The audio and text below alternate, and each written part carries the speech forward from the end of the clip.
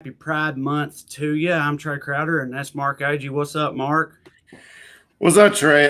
Before we get into the show, I saw this thing today, and I wanted. I'll show you the video. Then I'm gonna ask you something. All right, let's see it. Okay. Sky pool, doesn't it look amazing? Is near the US Embassy in Nine Elms, just south of the River Thames, and it's believed to be the world's first transparent pool built between two skyscrapers. So I think you'd need to have a head for heights, wouldn't you? You wouldn't want to be. Sorry about that. Yep. My question, Trey, is would you swim in that thing? Depends on how drunk I was. I'd have to be pretty drunk. I mean, I'm in London. I'm in a skyscraper hotel or whatever. I'm probably pretty hammered. So yeah, maybe. But typically, no, not. Nah, I think alcohol would make me less likely to get in that thing. Like, it definitely more likely. It made me more likely to try to fight whoever tried to push me in.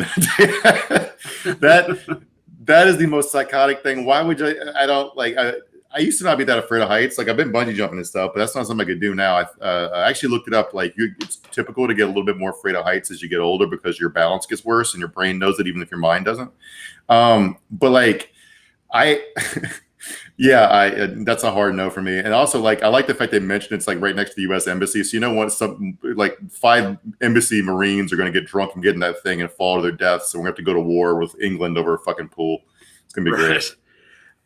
Hey, Mark, I can hear you, but your video is frozen on my screen. Will you leave and come back real quick while I do the rest of this intro here? And I'll let you back in. Okay. Listen, quick announcement for you. You may have already noticed producer Matt is not with us tonight. I mean, he's not dead. He's fine. He'll be back next week. He had a prior commitment. He could not move. And so your boy will be pulling double duty once again, trying to produce and co-host. And if y'all followed us for a while, you know how that typically goes, but we'll see. Wish me luck. And either way, this is Weekly Skews tonight. We talk about the big January 6th commission that is not to be, at least for now. The GOP has blocked it. I'm sure they have a completely rational reason for that. We will talk about it. Also, in case you missed it, there was a big Q festival in Texas over the weekend because, of course, there was. And if you know anything about Smart Mark, you know he's got some thoughts on that. All that and more on tonight's Skews. But first, as always, the Daily Dumbass. Trey, hit that graphic.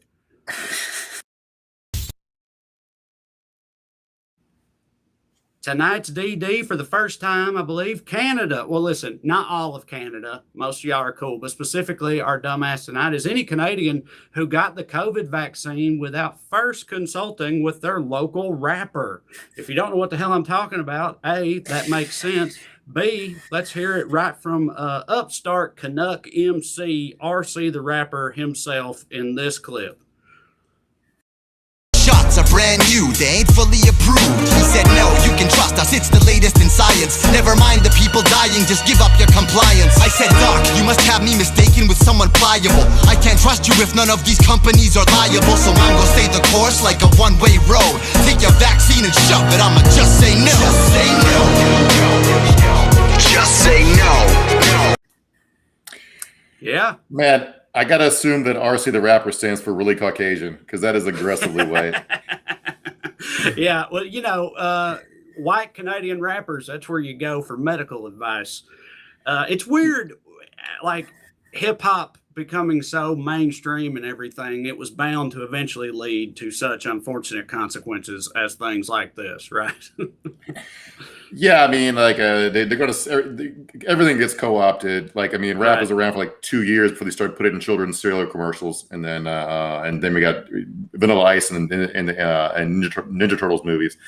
Side note: you see Vanilla Ice tweeted out the Ninja Turtle with the American flag yesterday for Memorial Day. Yes, I did. That was great. Patriotic. What's more patriotic than Leonardo with an American flag? I think it was Leonardo. Surely it was. Yeah, he's the leader. Thank you for your service, Leonardo.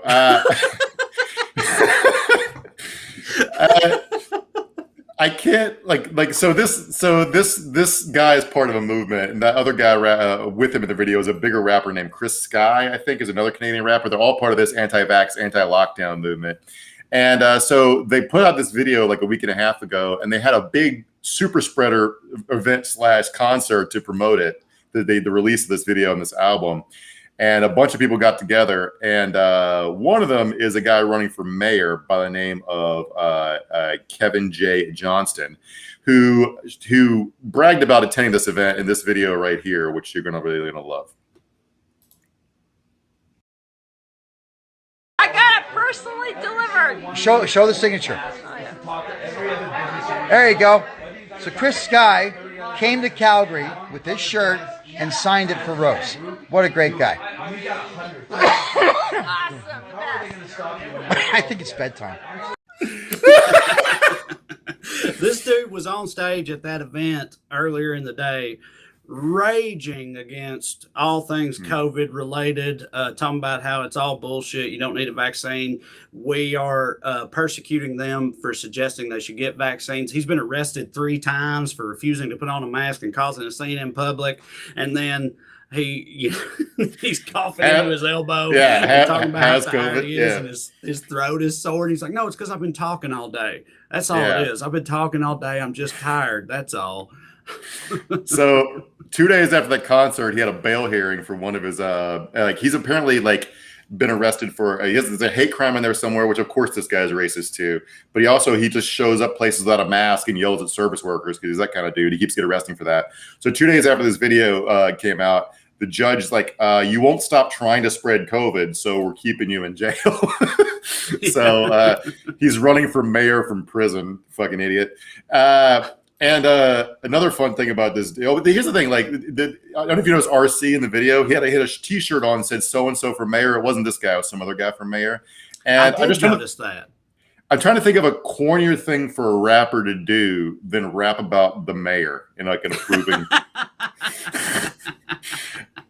Easy paid $1,200 to go to a dinner at the White House when George Bush was president, and got roasted to death for it. Ice Cube put it, "I'll never have dinner with the president," and no Vaseline, just one of the greatest diss tracks of all time, in my opinion. Yeah. But it's what these guys do, technique wise, he understands what rap is, but spiritually, I don't think he quite gets it.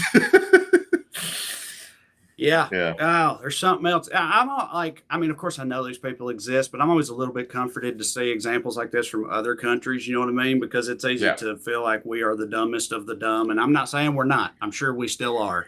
But every now and then it's almost reassuring to see that there's some serious dumbassery going on north of the border and elsewise. We're not the dumbest. I mean, we're equally dumb. Dumbness is equally spread out through humanity. We are the most confident of the dumbasses. That is the American proverb. Yes.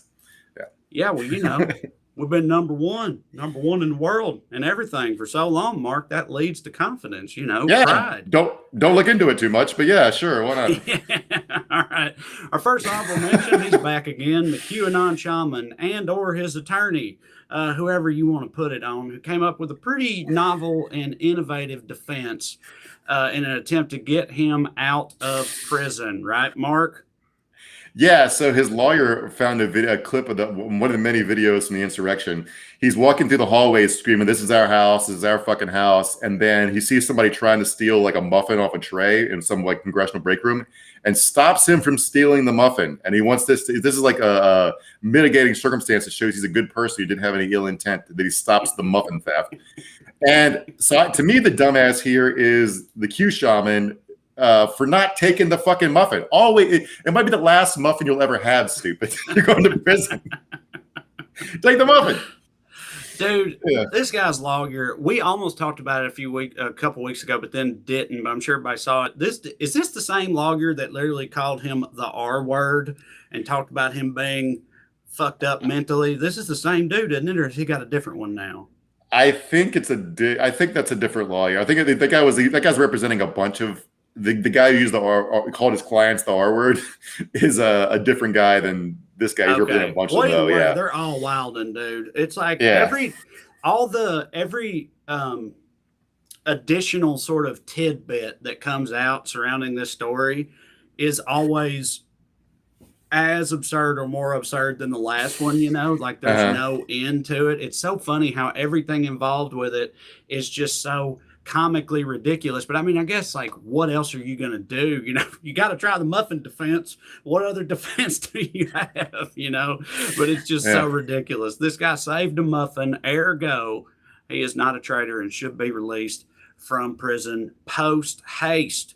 Our next honorable mention, the American healthcare system. That's a long overdue recognition there, that one being a dumbass, because it turns out that one of the reasons that a lot of Americans are not getting the COVID vaccine is because they are convinced that they will have to pay for it. And frankly, dude, I feel like it's hard to blame people for this. I know it's plastered everywhere. Hey, it's free COVID vaccine. And that's all over the place. But it's hard for me personally to blame people for not believing they won't get a $800 bill a few weeks down the road, because that's how healthcare works in this country.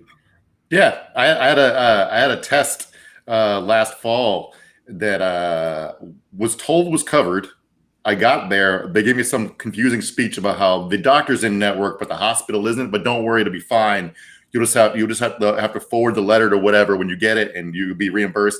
I got a bill for like $8,000 out of nowhere that I wasn't expecting because the insurance was supposed to cover it, and then I just didn't do anything and never heard about it again. So I don't understand. I'm assuming it worked out, but like, this is how the system works. So anybody's been hit with a surprise bill, medical bill, is obviously not going to believe the COVID vaccine's free, because they've all been to the doctor that they were told was covered, and then gotten a random thing that says you owe $600, and it's like, well, why? Can somebody tell me who I owe this to or why? And they're like, no, sorry, you gotta solve the riddle. If people have been watching for a while know I had that eyeball surgery late last summer. I was wearing sunglasses on the show for a little bit, and I was on pills and whatnot. It was a good time, but I got my eyeballs cut into, and in the aftermath of that, I had to deal with like 3 different departments at UCLA at the hospital for the exact same procedure. I kept getting bills, and I would call them back. I paid this bill, and be like, no, you paid the whatever department. This is completely separate from that. And I had to pay like 5 different bills in 3 different departments for the exact same procedure at the exact same facility.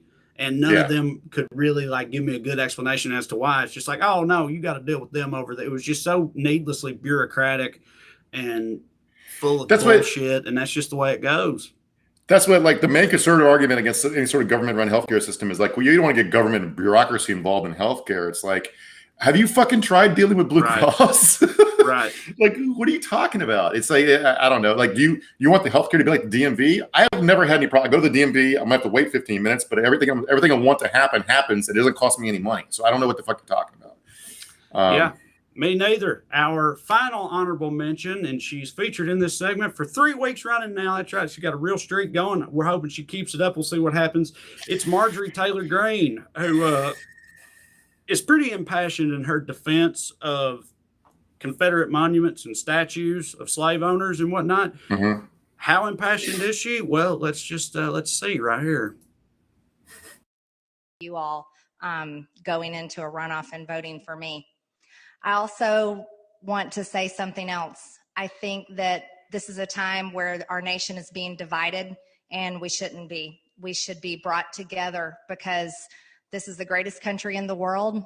And we, like the other man was saying about breadcrumbs, I don't think we should be fighting about breadcrumbs. I think we should be working to come together and work further to keep things good and keep peace. We're seeing situations where Christopher Columbus, George Washington, Abraham Lincoln, all kinds of statues are being attacked. And it seems to be just an effort to take down history. And whether I see a statue that may be something that I would fully disagree with, like Adolf Hitler, maybe a statue of Satan himself, I would not want to say take it down. But again, it's so that I could tell my children and teach others about who these people are, what they did, and what they may be about. You know what's funny about that, besides a lot of things, is that like I believe her about Hitler, but not Satan. Yeah, I was thinking the same thing. Yeah.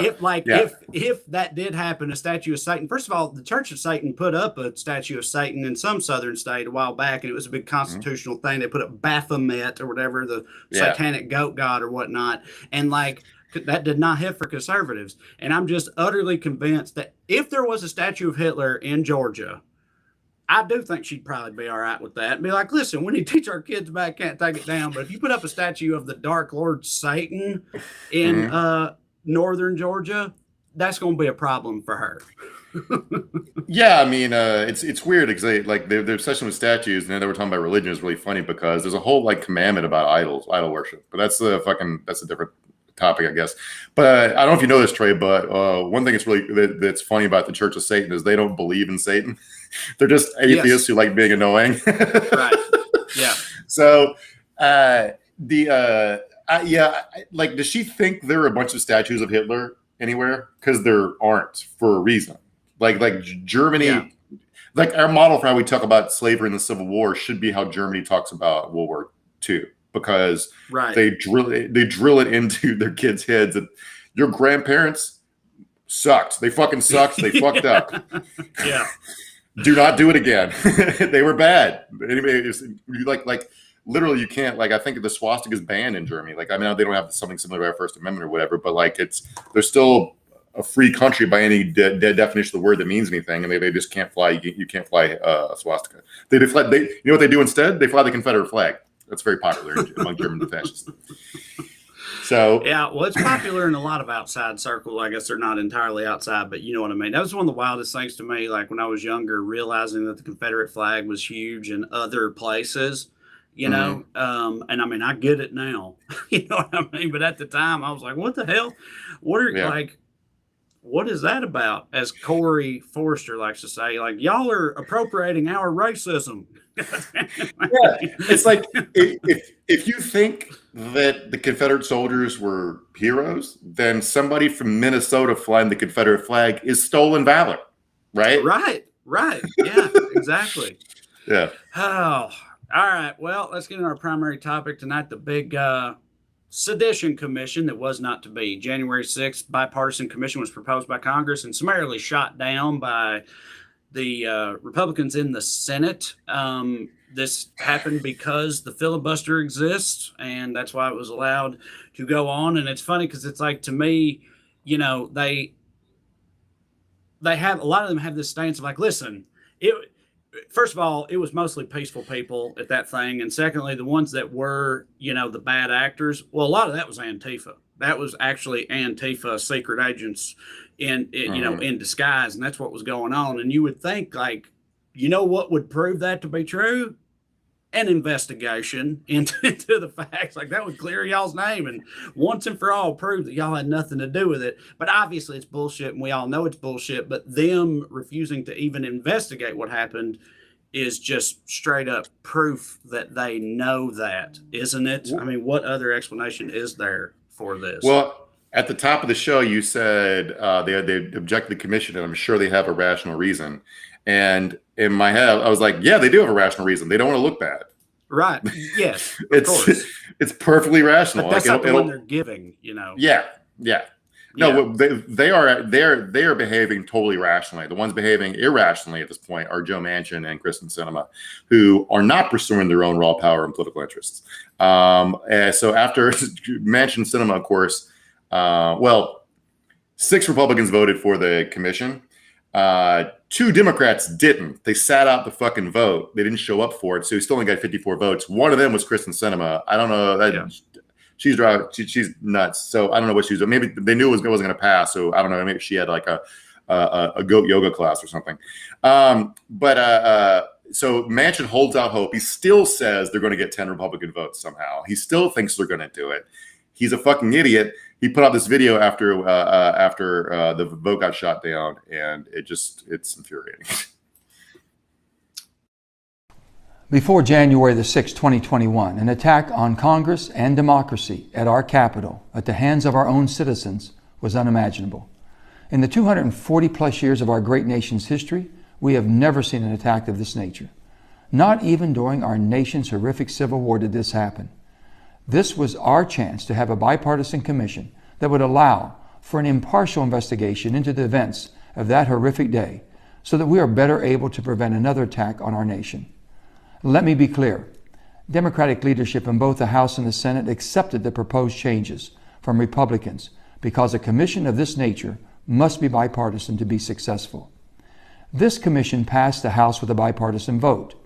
The failed vote in the Senate had 6 brave Republicans, but that was 4 short of the 10 necessary to advance the legislation.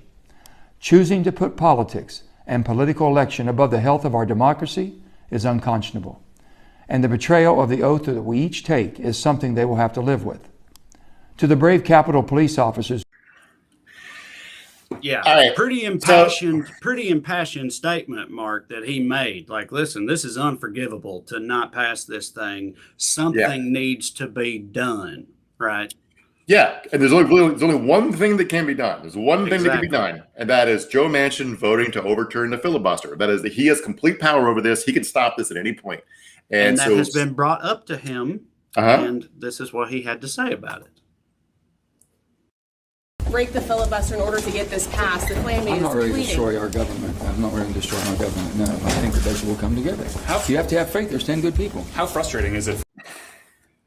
You have He's not willing to destroy our government. You have to have faith in good people. He's upset about destroying the government by getting rid of the filibuster. You know what could also destroy the government? A goddamn armed coup at the Capitol building, literally overthrowing it. That seems like a threat to our government. But yeah, refuses to get rid of the filibuster. What is this dude's deal, Mark?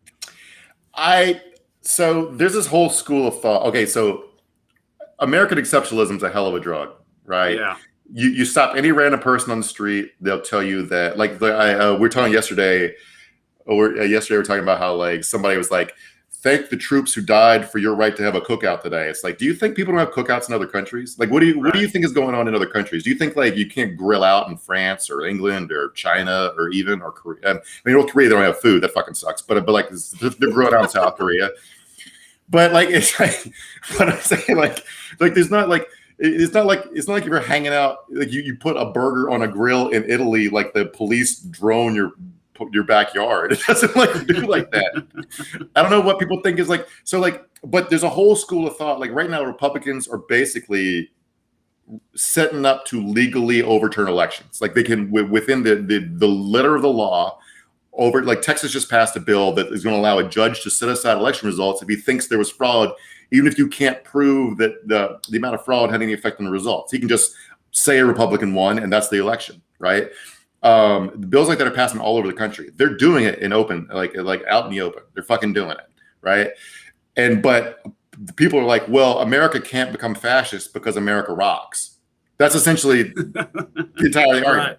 It's like you're watching it happen, but it's like that Westworld thing where they're like, "This looks like nothing to me." And it's like this looks like, it's like, what do you think January 6th was, man? Like, like it's like we're in deep shit, and all the people with the power to stop it just are in complete denial about their responsibility in this moment. Yeah, and this sort of dedication to like bipartisanship, which Manchin and Sinema are both really heavy on the bipartisanship angle, and like the thing is, as a liberal from the South, I, for a very long time, also was a big proponent of bipartisanship because in my head, I was like, if you don't do that, then nothing ever happens, right? But obviously what the past, 10 plus years have shown to me, because I think for me, this started during Obama's term, I started to realize like, oh, there is no working with them. Like nothing's going to happen either way because they're not going to do anything we want them to do. And if that, in a perfect world, bipartisanship would be great.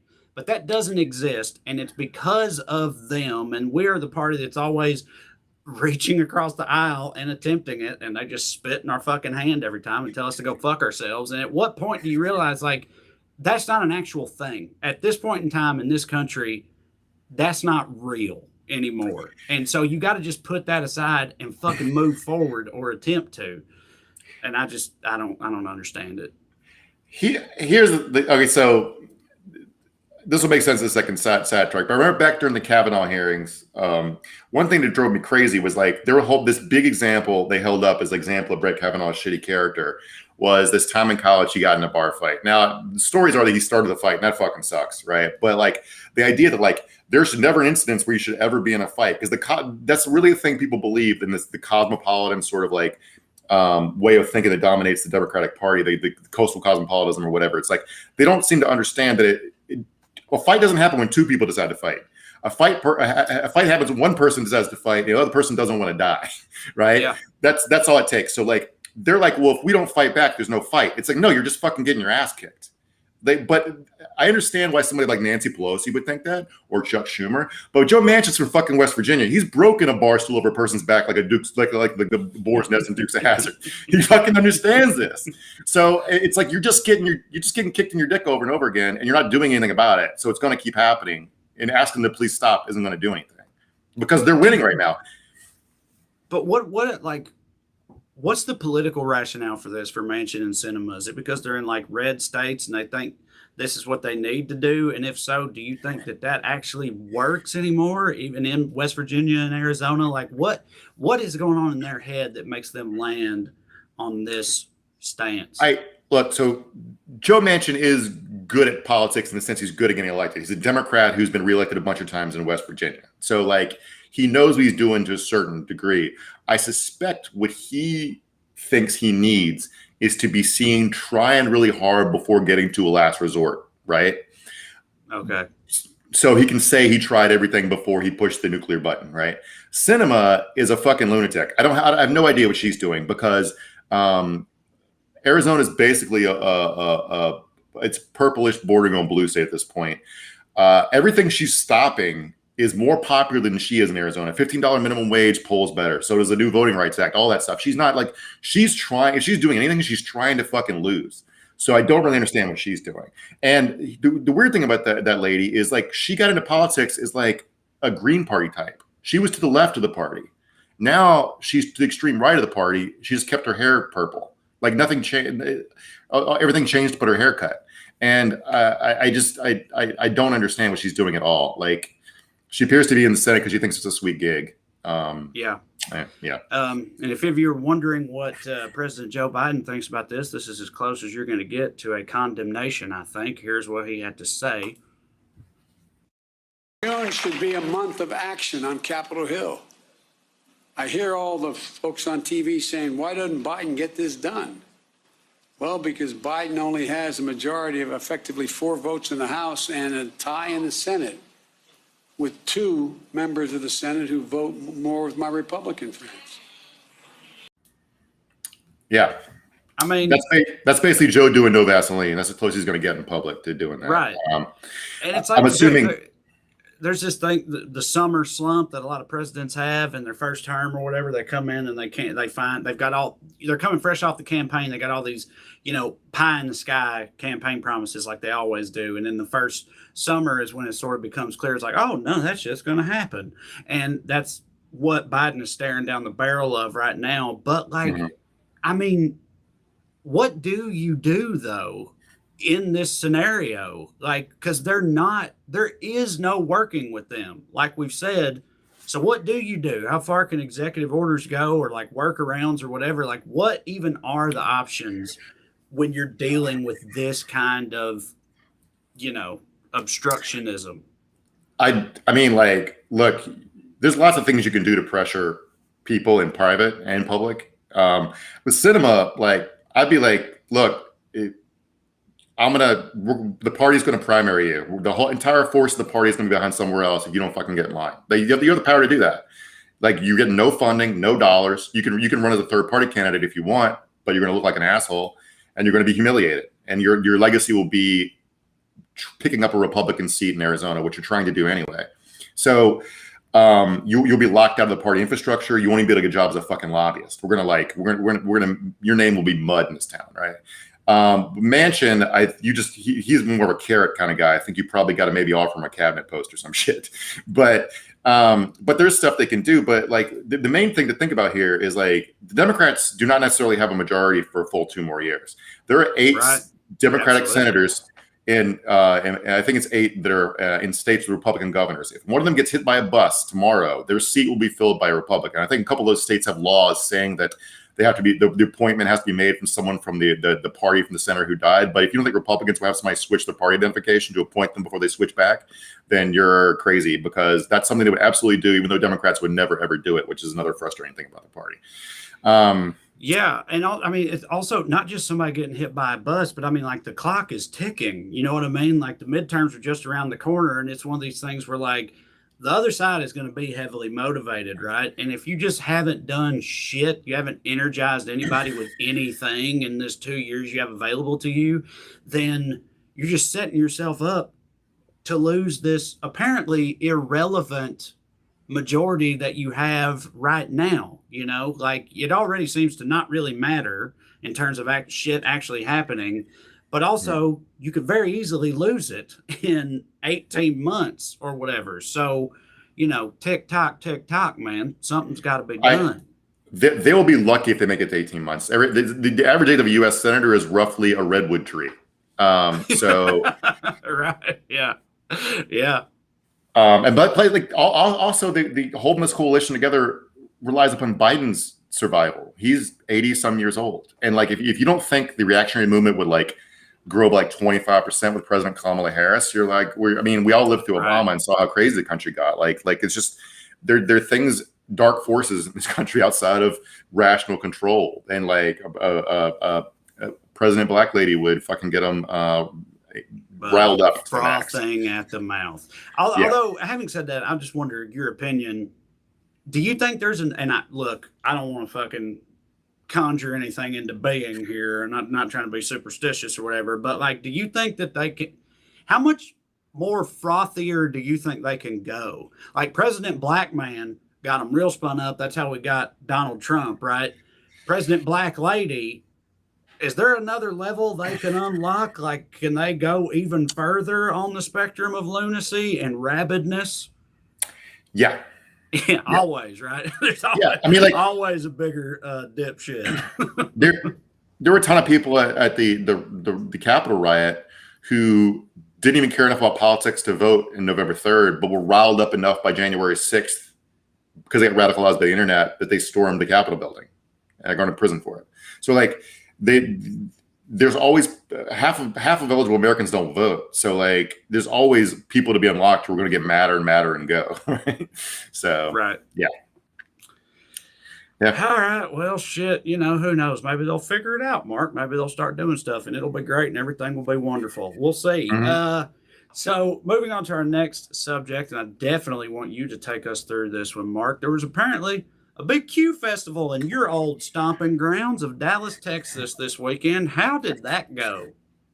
Yeah, a bunch of lunatics took over the Omni Hotel and had a grand old time. You probably by now saw the video clip of General Mike Flynn, you know, Trump's former national security advisor, who was pleaded guilty but then was innocent somehow of lying to the FBI and selling stuff and trying to arrange the kidnapping of a Muslim cleric from Pennsylvania to be rendered and tortured to death in Turkey. He didn't actually get legally convicted of that, but he did that. He also was based on Russia's payroll and Turkey's payroll and Iran's payroll, yada yada yada. Anyway, he's a free man now. He is speaking at this QAnon conference. He's been very public about his support for QAnon. He took the oath, the QAnon oath to the movement. They have their own Pledge of Allegiance. And a couple months ago, and he gave this speech. This happened where he basically, you'll see it. Let's press Here we go. And this is he's being asked a question, right? The person you hear in the first of this is someone asking him a question. Yeah, it's Q&A. Yeah. I'm a simple Marine. I want to know why what happened in Myanmar can't happen here.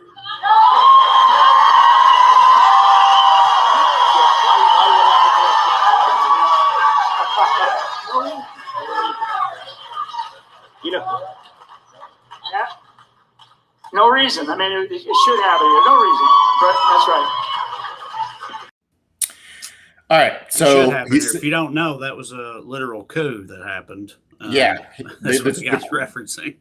Mike Flynn understood what he meant, but he said Myanmar when he mashed up Myanmar, the country, and Malamar, the cookie, I think.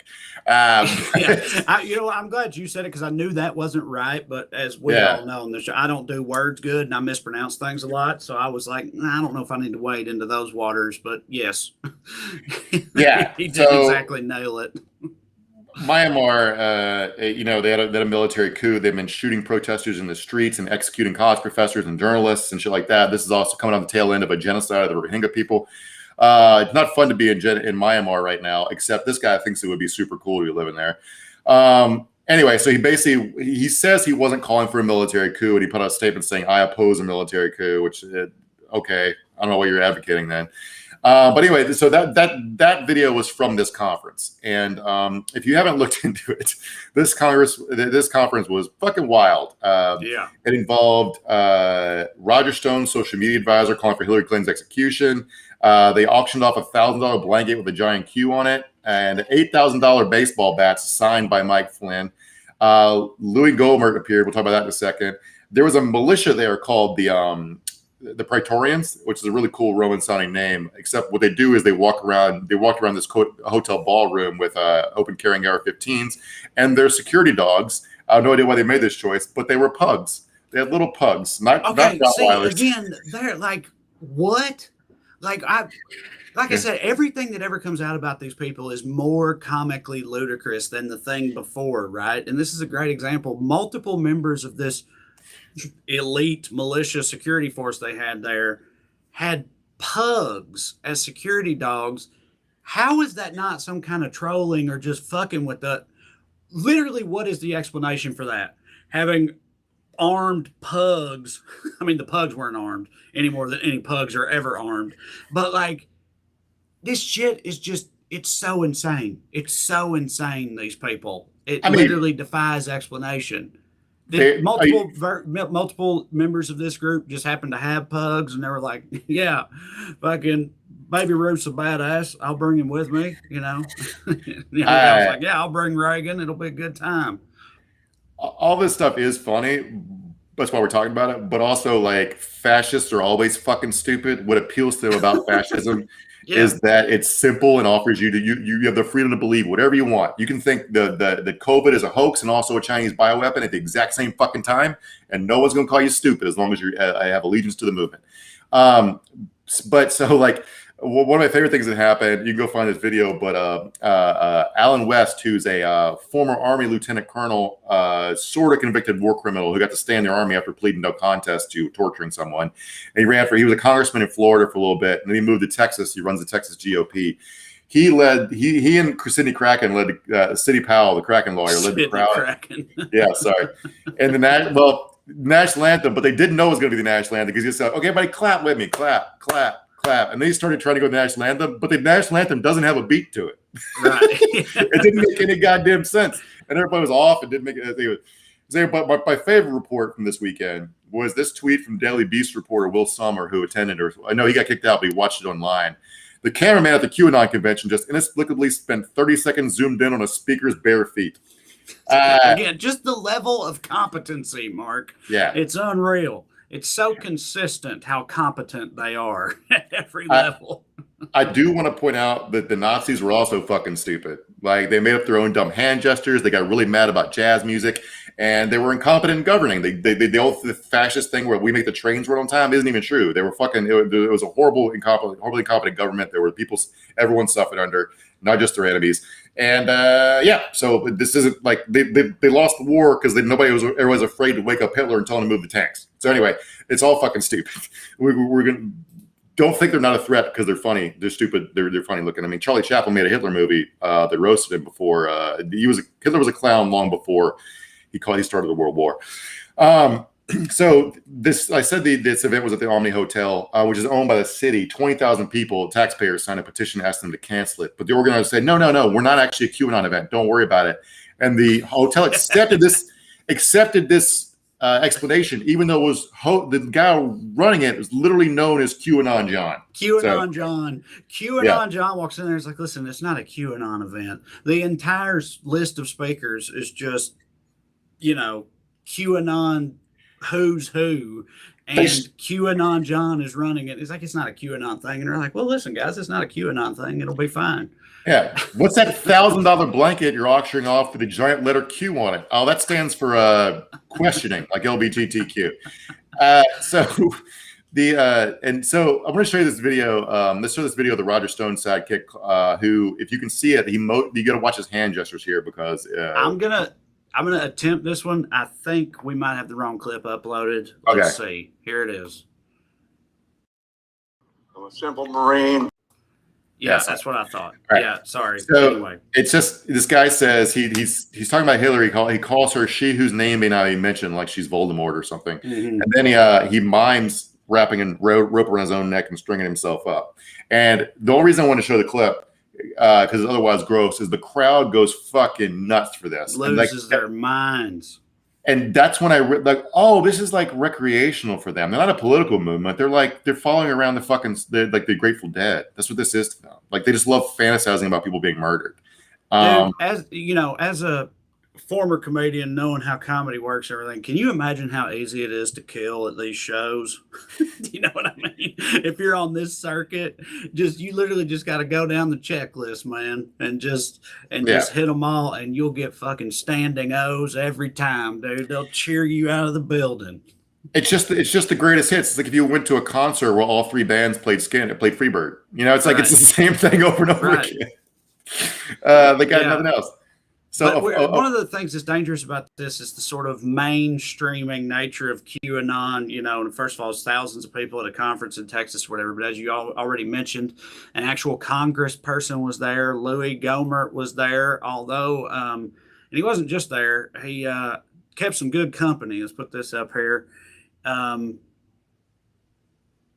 That is, if you can see that, that's Louis. If you're watching, it's a picture of Louis Gohmert with a guy named Zach Payne, also known as Red Pill 78, who is a prominent QAnon blogger, vlogger, whatever, online presence. So there's video and photo evidence of Gohmert being there, but his staff put out a statement claiming that he wasn't there because it depended on the definition of the word yesterday or something like that. Mark. Yeah, so the reporter sent him an email on Sunday saying, why was Gohmert at the QAnon rally yesterday? And so they responded to the email on Monday, which of course yesterday was Sunday at that point, saying Representative Gohmert was not at the QAnon rally yesterday. And it's like, wait, so like you sent this at 12:01 a.m. or whatever, you know, on Monday. So technically, he was there Saturday, so he wasn't there yesterday. They're just like they just love lying. It's like not even for any point. It's like this thing was on YouTube. They fucking live streamed it. The funny thing about that is like he denied being there, even though it was live streamed on YouTube, and pictures of him being there existed. And then the whole reason he was there was to talk about the January 6th Commission and say it was bullshit. And how it wasn't that bad, and that there weren't that many people actually there. Then he takes a picture with that guy who he took the picture with, has openly bragged about being there on January 6th. He's not Antifa. So it's just buddy, what's the point of even being there if you're not going to openly brag about having done it? You know, they all did that. You can't try to overthrow the government and not post on your Facebook page about having done it. You know, you got to get that treason clout, baby. They all did it for the gram. You know, we all know that. They all did it for the gram. It's a wild time to be alive, man. It is. So on that note, we were talking about the mainstreaming of QAnon. A poll just came out recently. It's got a lot of people freaked out. Let's see if I can put this graphic up there. It's QAnon conspiracy theories. And if you're to parse all this, basically, percentage of all Americans, according to this poll, who believe the government, media, and financial worlds in the U.S. are controlled by a group of Satan-worshiping pedophiles who run a global child sex trafficking operation is 15%. 20% of all Americans believe a storm is coming soon that will sweep away the elites in power and restore their rightful leaders. Hell yeah. And 15% of all Americans believe that true American patriots may have to resort to violence in order to save this country. So polls are some shit. Anybody's taken a single college statistics class knows that polls are wild. They can be, you know, polls can say a lot of different things. They can say almost whatever you want them to say. Do you believe this one is flawed, Mark? 15%. That's a real high number. How do you feel about this poll? Well, the thing is, like the way it's worded so broadly, and like first, I think this poll's bullshit. But like the way it's worded, like if you take the word Satan out of the first one, I would consider responding yes. Like I don't think they're like. I mean, look, we've all seen the pictures of literally everybody who has more than $1,000 in their bank account with Jeffrey Epstein. So. There's like a picture of fucking like of like Goofy from Disney World with Jeffrey Epstein. This is a true thing, and I just think it was like the thing about true Americans might have to resort to violence to save the nature of the country. Like anybody saw that could go either way, right? Yeah. Anybody saw on people either side, someone might think that is true. Yeah, we all saw people staying in the streets taking beatings last summer for their belief in freedom. So like I just think it was. I mean, so people like. Here's a weird phenomenon: where people that are actual experts in it tend to be unprofessional, like not professional journalists in the traditional sense. Like the guys who do the QAnon Anonymous podcast know their shit, and they just do this podcast. There's dudes who do a podcast, right? This is something that like the national media parachuted into without understanding it and are trying to play catch up 3 years too late. So they don't want to ask these questions and they don't understand the movement. They don't know who to go look at to see what's happening with it. The people who are actual experts on this movement say it's like it's stalled and it's like the enthusiasm's dying off a little bit. Because they tried all their stuff they had. Right. And none of it happened or worked. Yeah. Yeah. So I think even if their like belief in it hasn't died down, the sort of like enthusiasm for it for a lot of them, you would think has to have at a certain point. They're just defeated. A lot of them, we hope. The real problem with it is it's declining in popularity with the general population, but it's absolutely taken over the Republican Party, and who is setting itself up to be the controlling party in America with only that 25-30% support. So that is the danger of it. Yeah. All right. Well, listen, and again, I'm reminding everybody, producer Matt is not here. It's going to be me trying to go through the questions and comments. I will do my very best, I promise you. But go ahead and start hitting us with those. While I'm looking through them, Mark, you had something else you wanted to talk about, correct? Yeah. So this COVID lab leak theory argument, discourse, or whatever you want to call it, is driving me fucking insane. Because people are pretending it's something different than what it was. Like a year ago, when Trump was saying it was leaked from. Okay, let's start from the beginning a little bit. If COVID outbreak had started in the United States, where we have something approaching a democracy and freedom of information laws and some of the best science in the world, we would still have trouble finding out how it started. Disease outbreaks are fucking mysterious. The fact that it happened in China, good luck. We're never going to know. You can argue about this shit till the sun comes home. The point of the COVID lab leak versus like zoonotic origins or whatever is like they need better lab security protocols at that lab, which the State Department and National Institutes of Health and CDC were screaming about that 2 years ago. They were trying to get more funding for it.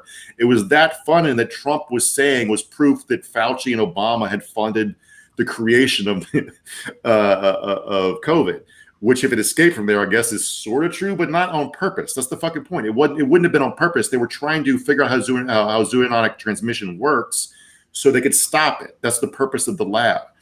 And all that's changed. The only new evidence is that 3 people from that lab got sick very early in the pandemic. And that's the new data point that's had everybody going, see, you guys were wrong to say it was racist or whatever, to say that it was built in a lab. But Trump wasn't saying it was built in a lab because he knew anything. He was saying it was built in a lab so he could make China a villain for it, like they created a bioweapon, which they didn't. No sane person thinks that biological weapons, unless you're just trying to tear down society, which the Chinese government is not. They were trying to help maintain their grip on power. Only a terrorist group would do a biological weapons attack. You do not want to just create random dissent. So like none of it ever makes any sense. So like everyone pretending like Trump was actually knew something and was proposing an actual thing is fucking stupid. That's not what people were saying to shut the fuck up about the lab leak hypothesis. The point was like it doesn't matter. Like you're trying to say if it escaped from a lab, the logical conclusion is therefore we shouldn't have had lockdowns and we should have opened Bennigan's backed up and stopped wearing masks. Like that, those two things have nothing to do with each other. Yeah. What is the point? Right. Yeah. All right. So let's see here. Linda Allwell Medina says, there we go. DeSantis just signed a trans bill on the first day of Pride Month. Yeah. Normally super together and all around good guy, Ron DeSantis in Florida had an odd shift in character when he did this. Signed it was about trans athletes, right? On when Pride Month started, and obviously I'm being sarcastic. This is just one of those like hot button social check boxes they can hit to do the thing they're supposed to do, right? Yeah, it's become their thing, and like doing the first day of Pride is actually like sort of exposes the point. Like they're nothing but a troll movement now. They don't have any actual belief systems. They just want to own the libs, right? But in this case, own children. You're just like going to be mean to kids for no real end. Right. Yeah. Yeah, it's fucking gross, man. Yeah, and again, it's these are the ones that think about the children, right? This is the think about, will somebody please think about the children crowd, and then just dehumanize gay or trans kids all day, every day, without giving a fuck at all. Kim Shea 22 says, I love when Mark breaks shit down. We all do, baby. That's what he does. Smart Mark, that's why he's here. Have no other purpose. I'm so sorry that I can't find you again. Y'all know that normally Matt looks through the comments and they fly by, so I lost this one. Someone asked us if we could say something about Tulsa. Yes, of course. The Tulsa Massacre anniversary just happened, and horrific thing. And what's wild to me is like, I mean, it's not wild. I guess it's like, it makes sense, but I feel like the reason more people know about it now is because of like pop cult, like TV shows, right? The Watchmen. Like, The Watchmen. And there was another one too. What was the other one? There was another high profile TV or movie project that depicted the Tulsa Massacre or touched on it. And I think if it wasn't for that, if it wasn't for, prestige fiction that a lot of people watch, it would still be a horrifically understood thing, or a underreported thing in our nation's history. One of the things that just got swept under the rug. So, good on HBO. The stuff they don't teach us, almost like its own purpose, right? Right. Yeah, I mean, like I've been aware that it had happened for a while. I didn't quite understand until like this week exactly how organized it was and what jumped it off. Like it was like, so this neighborhood in Tulsa was experiencing an oil boom. It was the oil capital of the world at the time, and a lot of that money trickled down to the Black community because they would be paid well for work and then go back to their own communities and build up businesses and stuff, right? So they had Black restaurants, Black banks, yada yada. So Shoeshine Kid, he stumbled into a white lady elevator operator and got arrested for it, and a mob was going to lynch him. So some Black people from Greenwood, that neighborhood, guarded the jailhouse with guns, and then a shootout started, and that's what jumped off this massacre, which was organized, and at least 300 people died in the bottom end. They dropped grenades from airplanes, Trae. It was a full-on military assault. Right, and it was also known as Black Wall Street at the time. Like it was like, a thriving Black community there where they had shit was going great until this fucking happened. And because people couldn't have that. They couldn't have a Black community fucking thriving like that. And it wasn't just a massacre. It was like a Viking raid. They took all their shit and took it back to the white side of town. So they just robbed everybody. So yeah, it's like, and it was also like a culmination of like something called Red Summer. There were a ton of lynchings. That was a part of time. That was basically the height of Jim Crow after Reconstruction had been totally defeated. So I don't think we're ever going to reckon with it fully. We're just going to. No. We're about to do Jim Crow again. So we're just going to go around in circles. God damn. Through my eyes ask, I like this question, although I don't have a good answer for it. I'm hoping Mark does. I like the spirit of this question. What can we do to keep splitting the Republican Party? I like that because it's like, I feel like the question is normally like, what can we do to reach these people? Like, that's what I normally hear. Like, what can we do to actually reach these people? But I like somebody to be like, no, fuck that. What can we do to drive them further apart? That's what's up. Look, one of the reasons a new Voting Rights Act would help a lot is that right now Republicans are so gerrymandered and entrenched that the will of the voters doesn't matter to them at all, right? So if they actually had to please voters, then they would have to be more sane or they would fucking lose. So that's one way is you split the parties. You'd have the Trump sect who's in very safe district, and you have the guys like Adam Kinzinger or whatever who have to run in centrist. Real quick, Christine Hudson said it was Lovecraft Country. So 2 HBO shows. Lovecraft Country covered the Tulsa Massacre too. Yeah. So that is what I was thinking of. Thank you for that, Christine. I'm sorry, Mark. That's true. Yeah.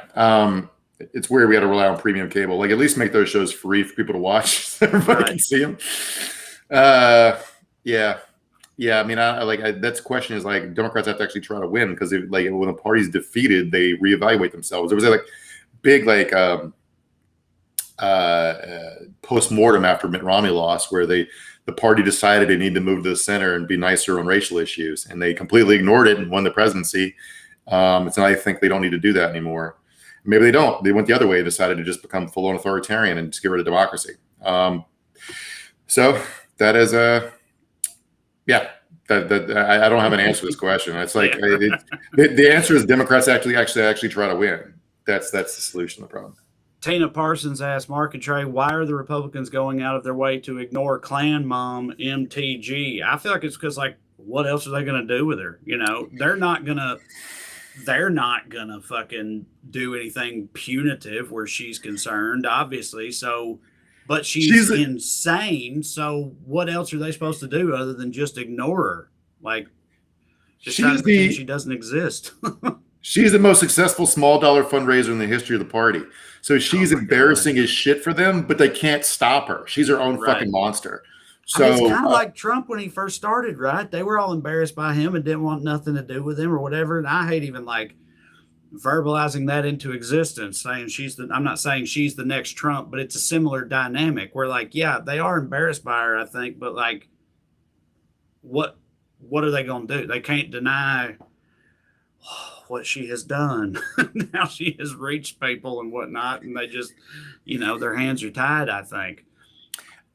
She might be able to, like, Corey insists that our buddy Corey, who lives in her district, insists that people around there are embarrassed and disgusted by her, but they're not going to vote for a Democrat. So maybe she could lose in a primary. Like, our buddy Marcus, Tori's buddy Marcus, we had on, is running against her as a Democrat. I was like, run as a Republican. It doesn't matter what you believe. You can caucus with the Democrats once you get elected. Nobody's going to stop you. But the people who vote Republican, for the most part, couldn't tell you what their beliefs are at this point, outside of, we like guns and we wish things used to be like they were when we were kids. That's basically it. Yeah. Do you see this? So another thing on all this topic of splitting the Republicans, like, there's somebody did this study of Democratic congressional campaign ads, and it found that a full 15% of Democrat ad spending are on ads saying that they would love to work with Republicans and be bipartisan. Whereas something like 100% of Republican ads are about how Democrats are traitors who are trying to kill you. Right. Yeah. Now, absolutely. Yeah. Like, what the fuck do you do with that? Why are we still doing that shit? Like, I just don't. Yeah. Vote for me. Again, I used to feel the same way. I thought that was what had to happen, but I just don't understand. At what point do you realize that shit ain't it? That ain't gonna work. That's not a viable way forward. So just say fuck it, throw that away, and give up on working with these motherfuckers. Mr. 7 Digit says, we're talking about how shameful our past was. He points out, rightfully, LOL, we have a shameful present too. And yes, you are correct. As Mark said, hell, literally trying to bring back Jim Crow right now. I mean, yeah. I don't like Biden's understanding of bipartisanship is correct. He's like, he's like, I'm doing stuff that Republican voters like trying to do stuff that Mitch McConnell likes is fucking stupid. You need to pull the voters away from the Republican Party. So give them better money and health, give them better pay and health care, and they'll reward you for it. And things will get more sane, hopefully. Yeah. Yeah, I used to be an optimist in terms of like, the further we progress timeline wise, things will get more sane from a macro scale, but it's harder and harder to believe that in recent years in this country. These people to quote the next governor of Texas, time is a flat circle. All right. Mm-hmm. Oh, let's see. Whisper Mason says he refers to MTG as Karen Prime. I like it. Marsha Blackburn in Tennessee, she's a challenger to that title. She's worse, I think, because she's like more evil and also a little more like, she doesn't have that sort of like, oh, she's a straight up fucking boogity lunatic thing going on. I mean, she is, but she's like more like competently nefarious, in my opinion, than MTG. So that's why I think she's a little underrated in the lunatic game. She's the fucking worst. She can make a plan. Like she can decide, she can make a plan to accomplish something on Thursday and lead up to it. But she doesn't have the juice. Marge got the juice, baby. She's got that. Yeah, she does that. You're right. She got hate. It's all about hate, man. You can't, like Trump, you can't fake that kind of lunatic charisma. People keep trying to fake it. Right. You either have it or you don't. Dude, it's funny because we had talked before about being almost like reassured by that. Like you can't create Trump in a lab. Like they're going to try to capture that magic, but you can't do that. That's got to be real. But then you look at somebody like MTG and you're like, oh, she's she's actually insane as well. So, you know, who's to say? She is a woman though, Mark. I think that would hurt her in the long run on their side of things. A girl, Large Brain Marge, has been making front-facing Facebook videos since 2009. Marsha Blackburn cannot figure out how to do it today and just start doing it. Like it's a true kind of like you can't just decide to be an influencer in 2021 and accomplish it. It doesn't like unless you're done. You got to be like 19 and really good looking on TikTok. That's about it. Yeah. All right. Well, hey, look, we made it. Producer Matt will be back next week. But I mean, I think I did pretty good, Mark. Come on. I did good, right? Me. I mean, look, I got to be honest. There were 0 tech snafus. I know it's because of the website, but I'm gonna say it's because of your brilliance. So. All right. Well, thank you all very much for joining us once again, and we will see you next week on Weekly Skews. See you, love you, bye. Oh, I got to put my hand down and end the stream. I forgot about that. See ya.